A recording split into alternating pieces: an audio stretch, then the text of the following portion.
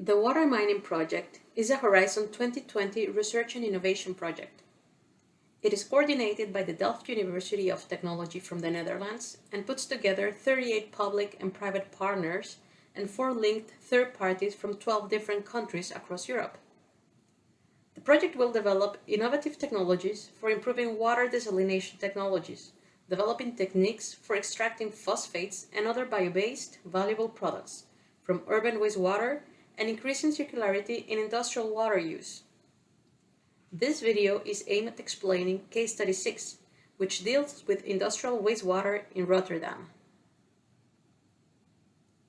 The water mining project aims to face the challenge of ensuring access to clean water and sanitation by developing innovative solutions for the sustainable use of alternative water sources. The project considers water as a resource, as a consumable, and as a durable good. To capture the full potential of the circular economy, the water mining project proposes different strategies for each of these 3 water forms. These strategies are developed in 6 case studies that involve urban and industrial wastewater and water desalination. Case Study 6 in Rotterdam corresponds to the industrial case study. Currently, Hexion, an epoxy producer, is sending wastewater to a water biotreater, and the brine contained in wastewater is not recovered. The aim of this case study is to test internal water recycling and recovering the brine from the wastewater. One of the options to be evaluated in water mining is that recovered brine is sent back to the chlorine and caustic supplier, Nouryon, which is located about 6 kilometers from Hexion. Other options are to transport brine by barges to Delfzijl, a second Nouryon location, for electrolysis and chlorine production, or to further concentrate brine to recover sodium chloride in solid form and use it for raw de-icing. Currently, epoxy resin and its precursors are produced at the Hexion site in Pernis, in Rotterdam, in the Netherlands. Chlorine and caustic are used in the production process. Both are supplied by Nouryon, which together with Hexion are part of the Rotterdam chlorine cluster that also includes Huntsman and Shin-Etsu. Nouryon produces chlorine and caustic in their chloralkali plant in Rotterdam by applying electrolysis to a sodium chloride solution. The solution chloride used by chloralkali is mined from underground caverns elsewhere in the Netherlands. It is then dried and transported to Rotterdam in solid form. Chlorine and caustic partially end up as sodium chloride in the wastewater of the plant. The salty wastewater also contains organic carbons. It is sent to the external biological wastewater treatment plant, where these organic carbons are largely broken down before the salt water is discharged to the surface water. The proposed system considers producing high-quality industrial brine from Hexion wastewater, with very low levels of total organic carbon and chemical oxygen demand.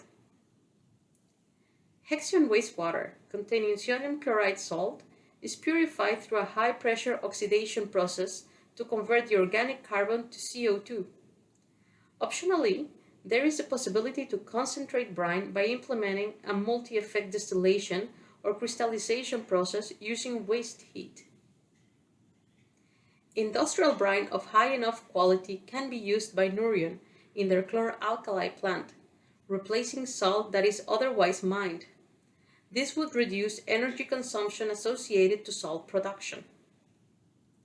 Up to a certain volume, the additional water recovered from the brine can also replace fresh water intake at the chloralkali plant and in the epoxy production process. Lower quality brine might be concentrated and crystallized to produce solid salt for other purposes, like road de-icing. The pilot plant will be constructed in Hexion premises, where the high-pressure oxidation technology provided by KVT will be tested. The technology for the high-pressure oxidation process to remove organics is well developed, but the process parameters for reducing the operating costs must be found. One of the main challenges in this case study is the low financial gain of recycling brine, and hence a business case from the chlorine provider perspective. Additional challenges of this case study are the following.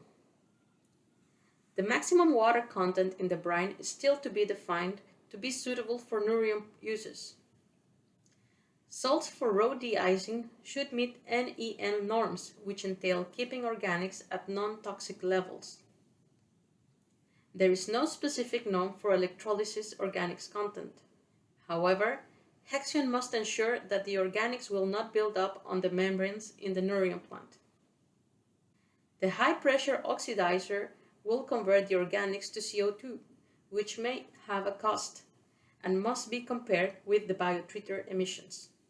There is waste heat available for the pilot plant, which can be used in the pilot plant equipment, such as the multi-effect distillation and crystallizer. Energy requirements of individual units have to be estimated.